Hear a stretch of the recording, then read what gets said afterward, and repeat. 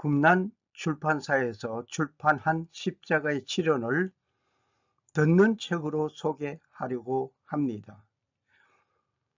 정군을 한 곳에서 모두 말하지 않습니다.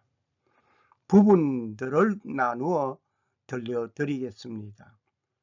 오늘은 예수님의 능력에 한계가 있는가? 예수님의 능력에는 한계가 있는가? 라는 주제로 생각해 보려고 합니다. 꿈난 출판사의 위치를 한번 보시겠습니다. 이는 서울입니다. 이와 사거리 가까운 곳에 있습니다.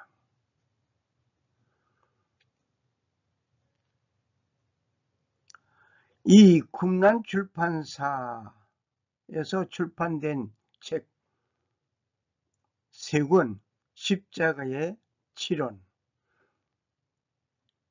광야의 망치 소리,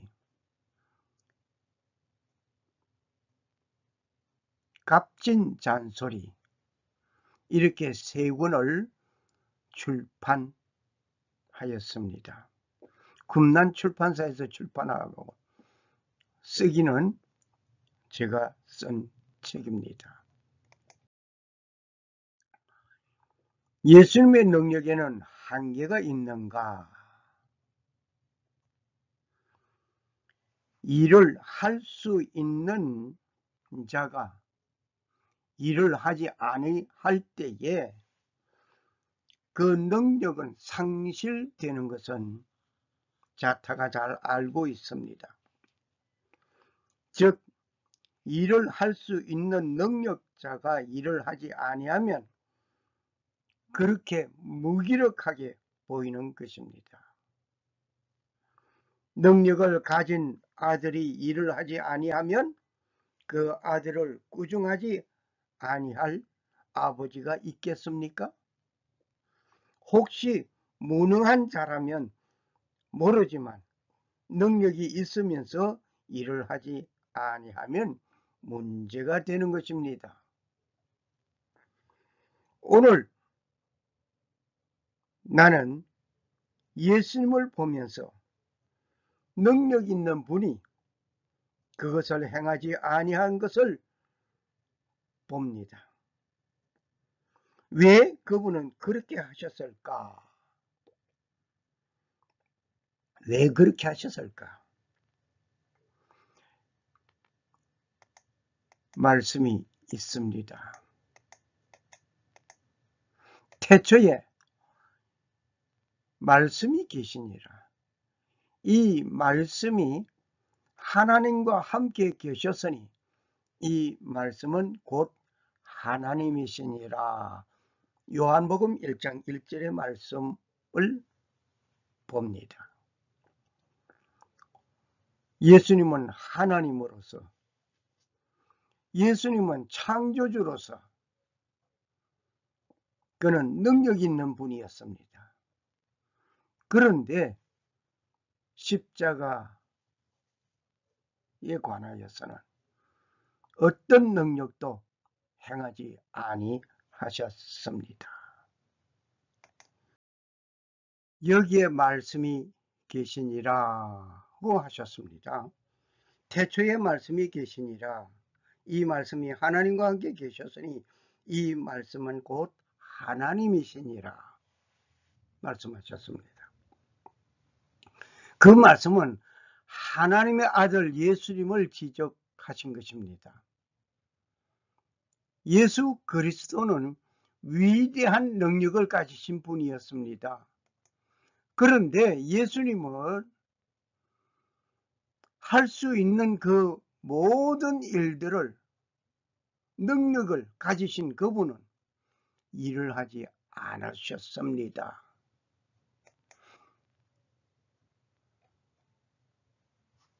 아니면 능력이 한계가 왔습니까?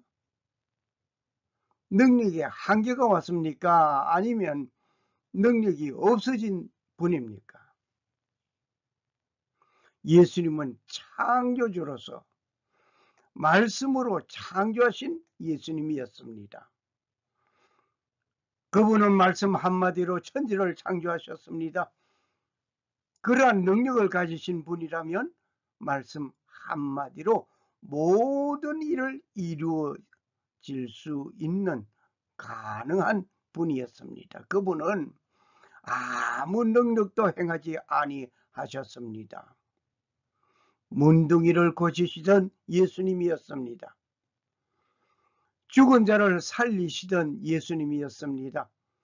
떡 5개와 물고기 2마리로 광야에서 5,000명을 먹이고 남은 것을 12광줄이나 거두게 하신 예수님이었습니다. 그런 분이 정작 절박할 때 아무 능력도 행하지 아니하셨습니다. 과연 예수님의 능력에는 한계가 있는 것이었습니까? 창조주 예수님으로서 행하신 그 일은 때로는 이해가 가지 않을 정도였습니다. 그분은 자신의 의지를 강요하지 않고 버리셨던 분이었습니다. 조금 나아가서 얼굴을 땅에 대시고 엎드려 기도하여 이르시되 내 아버지여 만일 할만하시거든 이 잔을 내게서 지나가게 하옵소서. 그러나 나의 원대로 마옵시고 아버지의 원대로 하옵소서. 내 원대로 마옵시고 아버지의 원대로 하옵소서. 기도하는 예수님의 자세였습니다. 말씀 한마디로 천지 만물을 창조하시던 예수님께서 내 원대로 마옵시고 아버지의 원대로 하옵소서. 기도하는 예수님. 예수님은 자신의 의지를 완전히 버리셨던 것을 봅니다. 십자가 위에서 이루어질 상황들을 너무나 잘 알고 계셨기 때문에 예수님은 십자가를 지지 않기 위하여 원하였던 예수님이었습니다. 예수님 자신은 십자가에서 받는 그 엄청난 그 고통 아셨습니다. 그래서 이 십자가를 지지 않기를 원했던 예수님이었습니다. 그런데 내 원대로 마옵시고 아버지의 원대로 하옵소서. 아버지가 지라고 한다면 지겠나이다 하는 것이었죠. 그러나 그분의 원하는 그 뜻을 버리고 아버지께서 원하시는 뜻을 택하셨던 것은 내 뜻이 아니고 아버지가 원하시는 뜻을 이루기 위한 내 뜻에 의존된 어떤 능력도 행하시지 아니하신 것을 봅니다. 그분에게는 자신을 구할 천사를 부르지도 아니하였습니다. 너는 내가 내 아버지 구하여 지금 12군단 더 되는 천사를 보내시게 할 수 없는 줄로 아느냐? 마태복음 26장 53절의 말씀이었습니다. 천사를 구할 수 있는 능력의 예수님이었습니다. 말씀 한마디로 천지 만물을 창조하시던 예수님께서는 십자가 처형을 위하여 이루어지는 그 일을 앞에 두고 천군 천사를 불러오게 하실 수도 있습니다. 하지만 그는 그렇게 하지 아니하셨습니다. 그분은 자신을 위하여서는 한마디도 변호하지 아니하셨습니다. 대제사장들과 장로들에게 고발을 당하였습니다. 아무 대답도 하지 아니하시는지라. 이에 빌라도가 이르되 그들이 너를 쳐서 얼마나 많은 것으로 증언하는지 듣지 못하느냐 하되 한마디도 대답지 아니하시니 총독이 크게 놀라워하더라. 마태복음 27장 12절에서 14절의 말씀이었습니다. 그분은 자신을 위해서 어떤 변호하는 말이 한마디가 없었습니다. 고소자들이 뭐라고 말을 하든지 그것에 신경 쓰지 아니하셨습니다. 묵묵히 예수님은 예수님의 길을 가셨습니다. 그분은 자신을 위하여 변호하지 않으셨던 것을 우리는 잘 압니다. 3년의 공생의 기간 동안에 하신 말씀과 행동들이 있었지만 믿지 아니하는 자들에게 더 이상의 말을 하지 아니하신 예수님이었습니다. 우리는 여기서 무엇을 배워야 하겠습니까?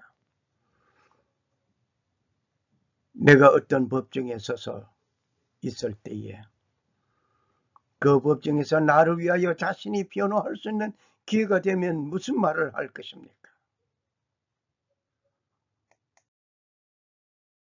그분은 자신을 위험에서 구하지도 아니하셨습니다.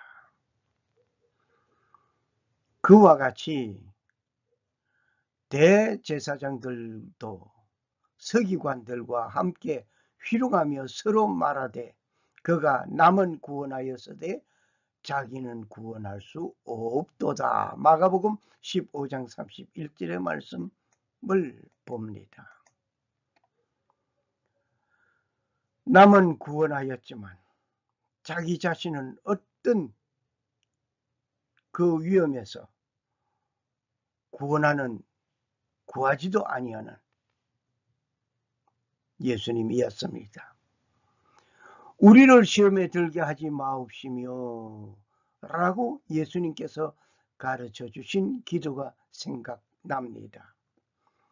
그러나 자신을 위한 위험한 처지에 있을 때 그 위험에서 구해달라고 어떤 요청도 하지 아니하셨던 예수님을 우리는 봅니다. 우리에게 가르쳐 주기를 우리를 시험에 들게 하지 마옵시며라고 기도하신 분, 지금 엄청 놀라운 위험에 빠져 있는 예수님, 자신을 어떤 그 위험 처지에서 있을 때 위험에서 구해달라고 요청하지 아니하셨단 말입니다. 그분은 십자가에서 내려오지도 아니하셨습니다. 십자가에서 올 수 있는 능력의 예수님입니다.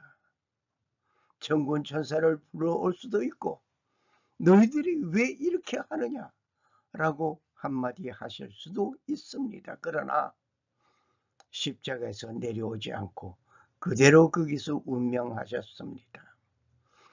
이스라엘의 왕 그리스도가 지금 십자가에서 내려와 우리가 보고 믿게 할지어다 하며 함께 십자가에 못 박힌 자들도 예수님을 욕하고 있던 순간이었습니다. 마가복음 15장 32절의 말씀을 우리는 보고 있습니다. 자, 십자가에서 내려와라. 십자가에서 내려오면 우리가 믿겠다. 양손에 못이 박혔습니다. 양발에 못이 박혔습니다. 어디와 접착되었습니까? 십자가 나무에 접착되어 있습니다. 그러한 가운데서 내려오면 우리가 믿겠다 이 말이죠. 더 나아가서 함께 사용받아 죽게 되고 있는 강도도 그렇게 말을 하고 있습니다. 많은 이적과 기사들이 있었던 3년 동안의 모습을 생각해 보겠습니다. 안전방위가 일어나고 문둥병이 고침을 받고 말할 수 없는 이적 기사들을 보고 듣고 있었지만 십자가에서 내려오면 그 놀라운 기적을 보고 믿겠다라고 하는 말이겠지요.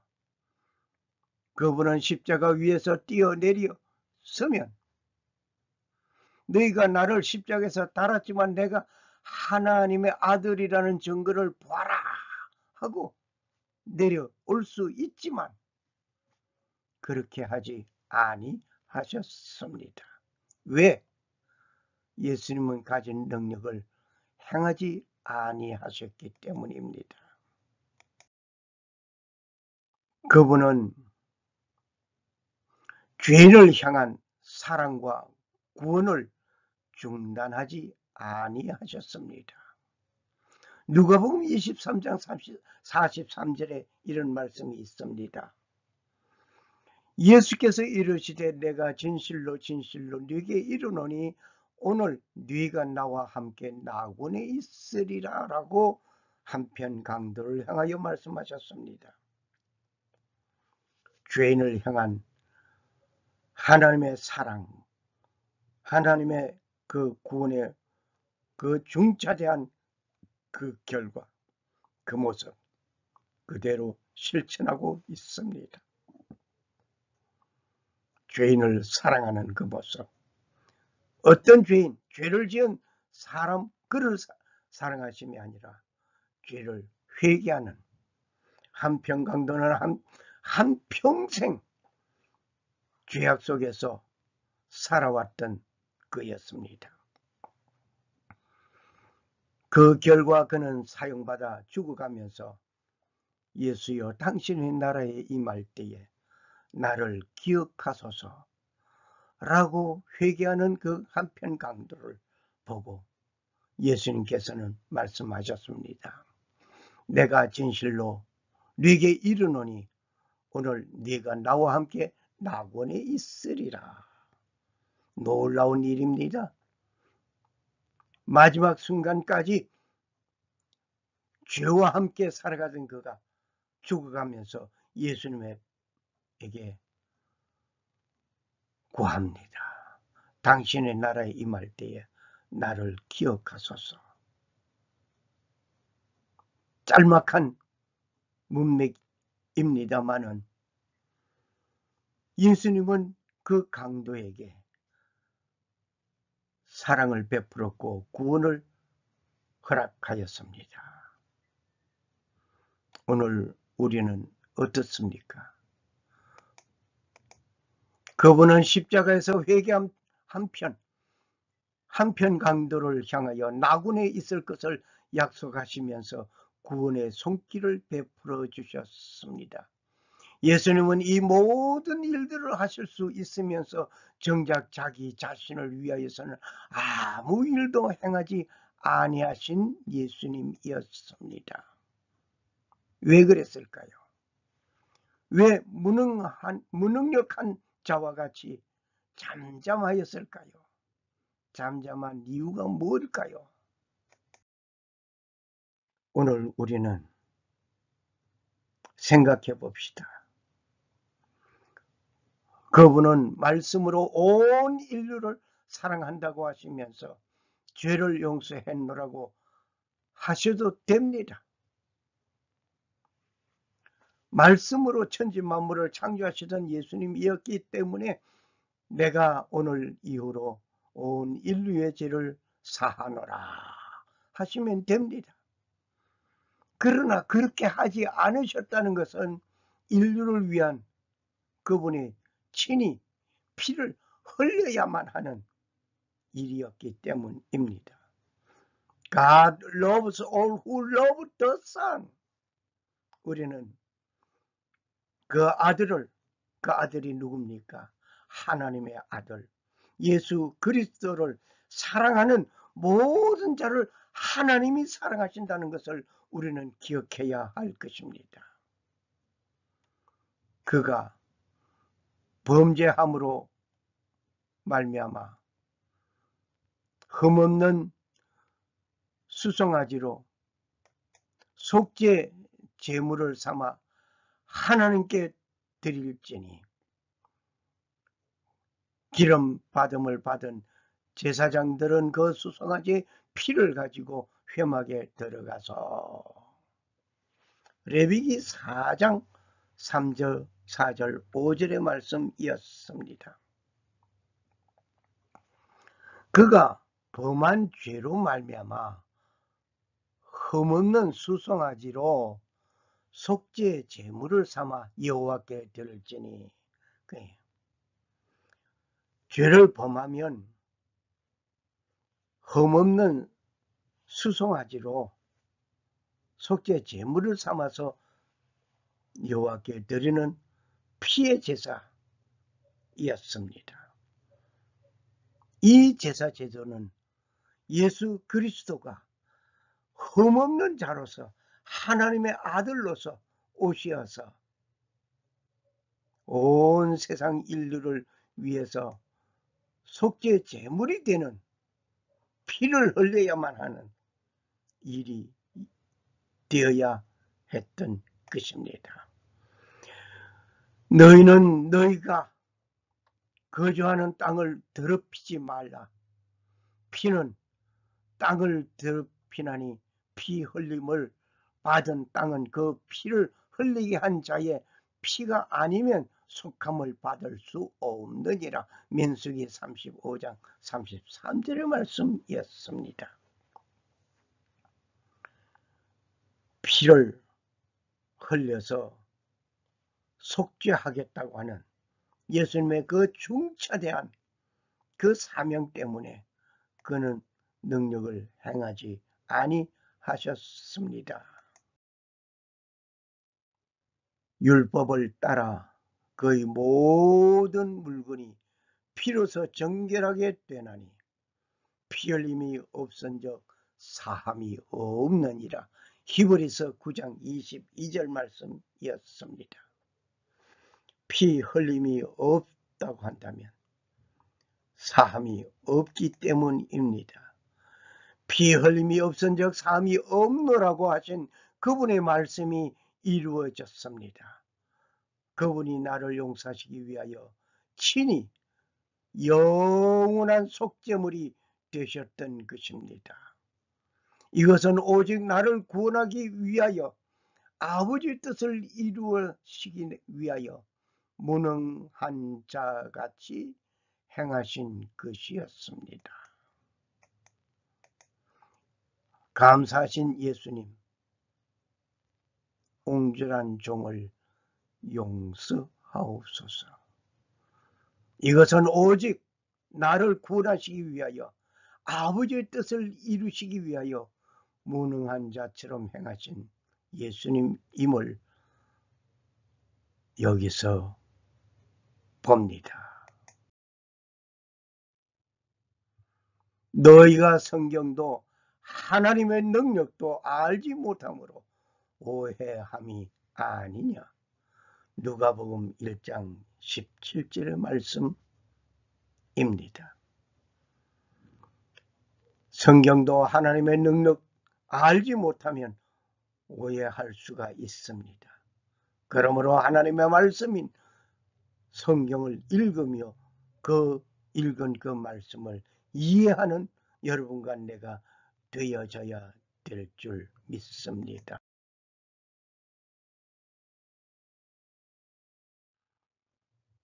살아 역사하시는 능력의 하나님께서 자기를 나타내지 아니하시고 순종하신 예수 그리스도를 본을 받아 살기를 원하는 모든 사람에게 하나님 아버지의 은혜가 충만하시기를 소원합니다.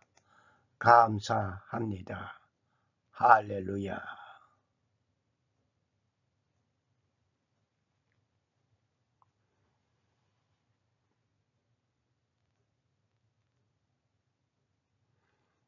God loves all who love the Son.